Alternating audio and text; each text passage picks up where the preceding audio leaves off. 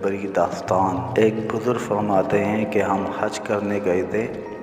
وہ بیان کرتے ہیں کہ میں نے دیکھا کہ بیت اللہ میں ایک مولوی صاحب روزانہ قرآن پاک کی ان آیات کی تشریح کیا کرتے تھے، جن کا ترجمہ یہ ہے: ماں باپ کے ساتھ نیک سلوک کرو۔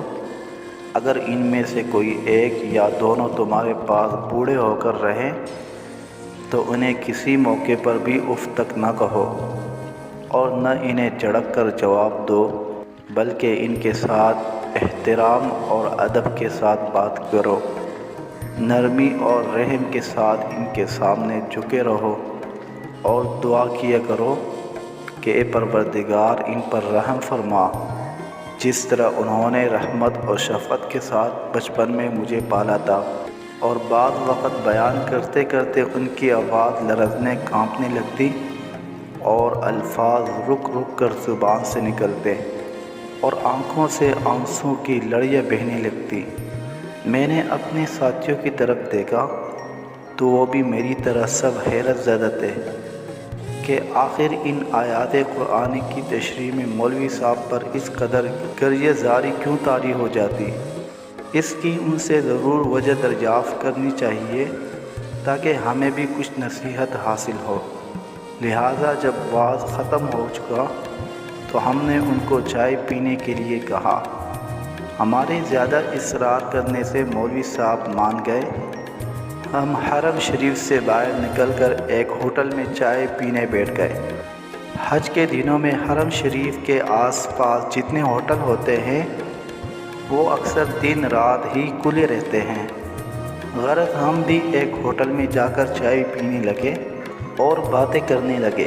باتوں باتوں میں ہم نے مولوی صاحب سے پوچھا، مولانا صاحب کیا آپ ہمیں اتنا فرمائیں گے اور اس پر وضاحت کے ساتھ روشنی ڈالیں گے کہ ان آیات الہی کی تشریح میں جناب اتنے غمگین اور افسردہ کیوں ہوتے ہیں؟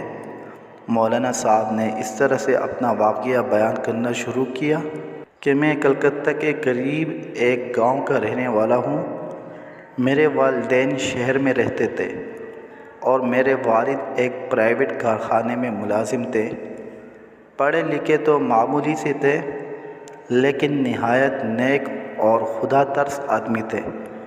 میری عمر ابھی 4 سال ہی تھی کہ مجھے ایک اسلامی اسکول میں داخل کرا دیا گیا۔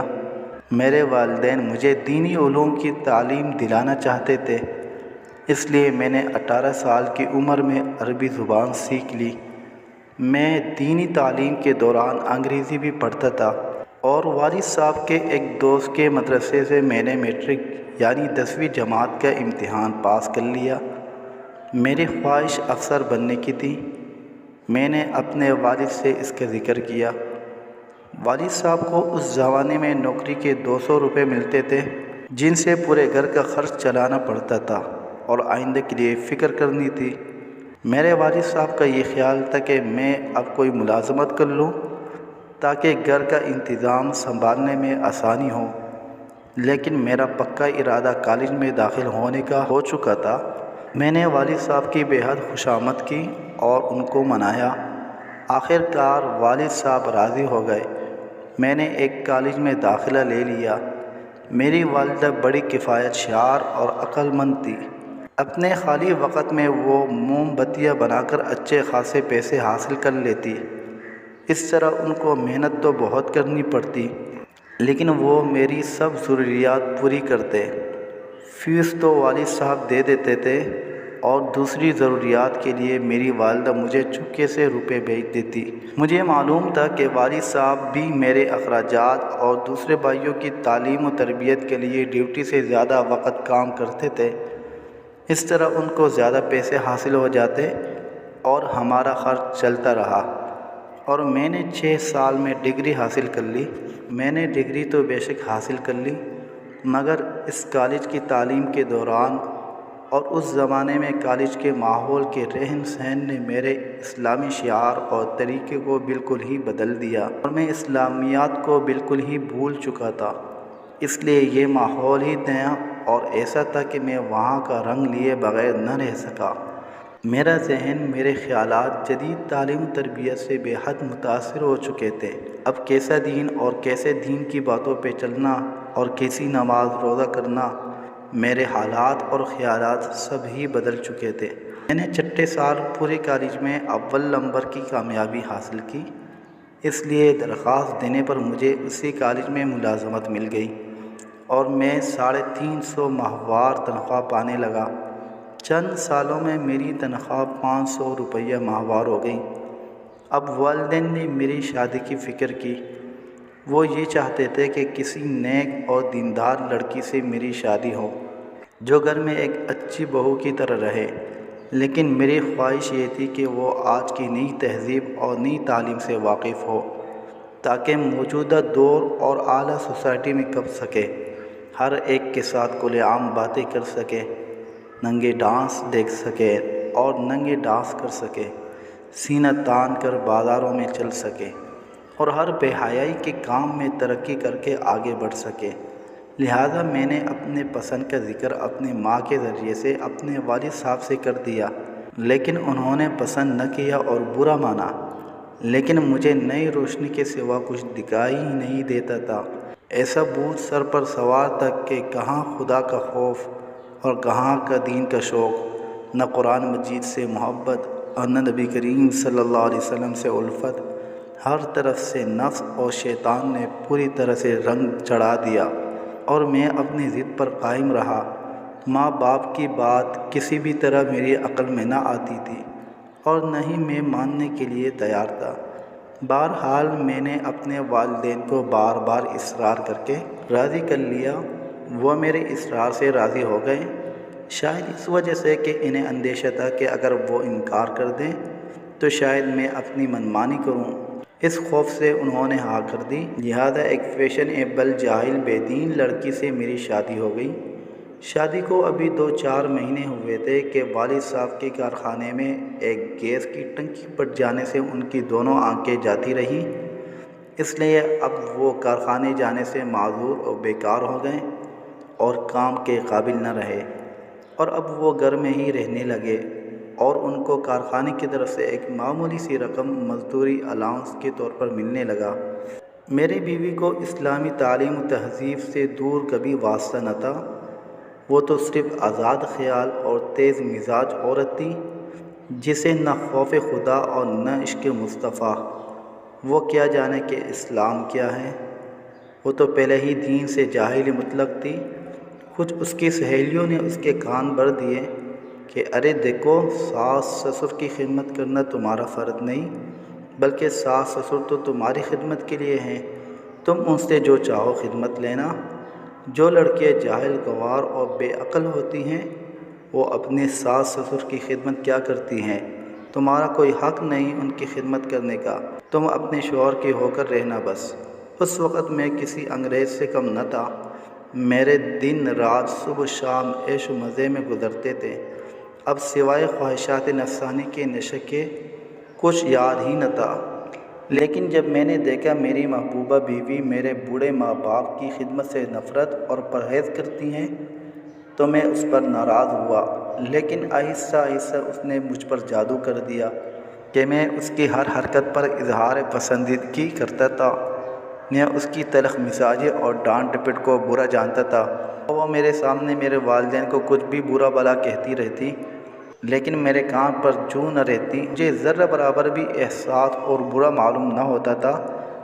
اب وہ میرے والدین پر ہر آئے دن طرح طرح کے الزامات لگانے لگی، لیکن کیا کرتا، میں اب تو صرف نفس کا بندہ رہ گیا تھا اور روحانی موت مر چکا تھا۔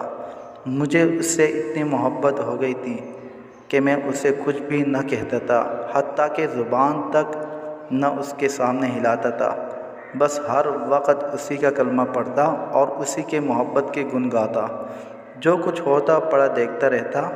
پیارے والدین نے بے بس اور مجبور، لاچار اور نہایت تنگ آ کر مجھ سے فریاد اور شکایت کی، آہ میری بدبختی! تو میں نے یہ کہہ کر ٹال دیا کہ آپ کو غلط فہمی ہے، میری بیوی ایسی نہیں ہے، وہ بڑی عقل مند صاحب سلیقہ ہے، آپ کی عقل ٹھیک نہیں ہے۔ ایک روز کی بات ہے، والد صاحب رات کو کسی ضرورت سے پانی لینے کے لیے اٹھے تو نابینا تو ہی ایک اسٹول سے ٹکرا گئے، اور اس اسٹول پر دودھ کا برتن رکھا تھا وہ زمین پر گر گیا اور سارا دودھ زمین پر الٹ گیا۔ بس پھر کیا تھا، بیگم صاحبہ اٹھی اور ان کو بہت بری طرح للکارا، تمہیں شرم نہیں آتی؟ چوری کرتے ہوئے چھوٹے منع کا دودھ رکھا ہوا ہے اور چاہتے ہو کہ چپکے سے خود پی لو؟ خبردار، آئندہ ایسی حرکت کی اچھی طرح دودھ پینے کا مزہ چکھا دوں گی۔ میری دھکی والدہ بھی جاگ رہی تھی، انہوں نے بڑی نرم آواز سے کہا، نہیں بیٹی، ایسا نہ کہو، یہ تو پانی پینے کے لیے اٹھے تھے، سامنے اسٹول تھا، دودھ کا برتن گر گیا۔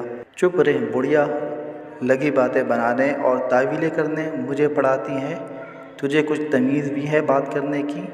بڈھی تجھ سے نمٹوں گی، دیکھ تو صحیح، جب تیری بھی خبر لوں گی، دور رہو میرے سے۔ خبردار، آئندہ جو میرے سامنے بڑبڑائی، تیری عقل گھسیا گئی ہے۔ کہتی ہے ایسا نہ کہو، اسٹول سے ٹکرا گئے، میں جانتی ہوں انہیں چوری سے کھانے پینے کی عادت ہے۔ غرض میری بیوی نے انہیں بہت ہی بری طرح سے جھڑکا اور ڈانٹ ڈپٹ کی، اور میں پڑا یہ سب کچھ دیکھتا رہا، لیکن میں نے بیوی کو نہ روکا بلکہ اسے ایک لفظ تک بھی نہیں کہا کہ یہ تو ان سے کیا کہتی اور کیوں کہتی ہے، اسے ٹوکا تک نہیں۔ تھوڑے دنوں بعد ایک دن میرے ماموں آئے اور میرے والد اور والدہ کو اپنے ساتھ لے گئے۔ بیوی کہیں باہر گئی ہوئی تھی، جب اسے آنے پر پتہ لگا تو اس نے اطمینان کا سانس لیا کہ شکر ہے سر سے بوجھ اترا، اور کہا کہ اچھا ہوا روز کی کل سے نجات ملی۔ اس واقعے کو 3 سال گزر گئے اور ایک بچے کی پیدائش کے بعد میری بیوی کا انتقال ہو گیا۔ بس میرے لیے بہت ہی مصیبت کا سامنا تھا۔ بیوی کا مرنا کیا تھا، میری زندگی سنسان سی ہو گئی اور اکثر میں کویا سا رہنے لگا۔ میرے ایک بہت ہی مخلص دوست تھے، انہوں نے جلد ہی ایک غریب گھرانے میں میری شادی کرا دی، اور یہ میری بیوی حافظ قرآن، نہایت ہی نماز روزہ اور قرآن مجید کی تلاوت کی پابند، بڑی ہی دیندار اور میری ہر طرح سے فرما بردار تھی۔ وہ اب بھی زندہ اور میرے گھر آباد ہے۔ جب میں فکر آخرت سے بے فکر ہو کر بستر پر پڑا کھیلوں کے میچ دیکھ کر زندگی کے بہترین وقت ضائع کرتا ہوں، جس کی مجھ سے باز پرس قیامت کے دن کی جائے گی، تو وہ قرآن مجید کی تلاوت میں مشغول ہو جاتی ہیں۔ ایک دن کی بات ہے کہ میں چارپائی پر بیٹھا تھا اور بیوی قرآن مجید کی تلاوت کر رہی تھی کہ اچانک وہ اس آیت پر پہنچی کہ جس کی تلاوت تشریح روزانہ آپ مجھ سے سن رہے ہیں، تو میری آنکھوں کے سامنے وہ تمام واقعات آگے جو پیچھے گزر چکے تھے، اور میرے ساتھ میرے ماں باپ نے جو سلوک کیا تھا اور انہوں نے جو زحمت تکلیف میرے لیے گوارا کی تھی، تو میری زبان سے یہ بے ساختہ نکل گیا کہ ہائے میرے ماں باپ، اور میں ہوش میں نہ رہا۔ غرض اب اتنے عرصے کے بعد مجھے اپنے ماں باپ کی یاد آ گئی کہ زمانہ دراز گزر گیا۔ ہائے افسوس، میری آنکھوں سے آنسو آ گئے۔ میری بیوی دوڑی ہوئی آئی اور سمجھی کہ شاید مجھے کوئی تکلیف ہو گئی ہے، لیکن اس کے بار بار دریافت کرنے پر میں نے اسے پورا واقعہ جلدی سے سنا دیا۔ اب مجھے بڑی بے چینی ہوئی کہ میں اپنے والدین کو کیسے پاؤں۔ میں دوسرے دن ہی اپنے ماموں کے ہاں گیا، لیکن وہاں پہنچ کر میری حیرت کی انتہا نہ رہی جب مجھے یہ معلوم ہوا کہ والدین کئی مہینوں پہلے گھر جانے کے بہانے یہاں سے روانہ ہو چکے ہیں۔ بس اتنا سنتے ہی میرے پیروں تلے سے زمین نکل گئی کہ ہائے بڑھاپے اور نظر نہ ہونے کی حالت میں کہاں گئے ہوں گے۔ میں فوراً ہی اپنے والد کا فوٹو لے کر قریبی تانے میں گیا اور فوٹو دے کر رپورٹ لکھوائی، اور کئی اخباروں میں بھی فوٹو کے ساتھ خبر چھپوائی، اور ادھر ادھر کئی آدمیوں کو روانہ کیا۔ اب مجھے رات بھر نیند نہیں آتی تھی اور ہر وقت اسی فکر میں رہتا کہ کسی بھی طرح میرے والدین مل جائے۔ میں نے اللہ سے خوب گڑ گڑا کر توبہ کی اور دعائیں کی کہ الہی میرے ماں باپ کو واپس لوٹا دے۔ تیسرے روز ایک پولیس والا آیا، اس نے مجھے بتایا کہ جو شکل آپ نے لکھوائی تھی، بالکل اس سے ملتی جلتی شکل کا ایک بوڑھا آدمی ایک قبر میں بیٹھا فاتحہ پڑھ رہا تھا۔ میں دوڑتا ہوا قبرستان پہنچا تو معلوم ہوا کہ وہ میرے چچا تھے۔ میں ان کے قدموں پر گر پڑا اور اپنے والدین کو دریافت کرنے لگا۔ چچا نے نظر اٹھائی اور دو سامنے والی قبروں کو مخاطب کر کے پکارا، کہا، بھائی اکرم اور بابی زبیدہ، دیکھو تمہارا لاڈلا افسر آ گیا ہے۔ اکرم میرے والد کا، زبیدہ میری ماں کا نام تھا۔ چچا جان کے منہ سے یہ بات سن کر میں اوندے منہ قبر پر گرا اور پھوٹ پھوٹ کر زور قطار سے رونے لگا۔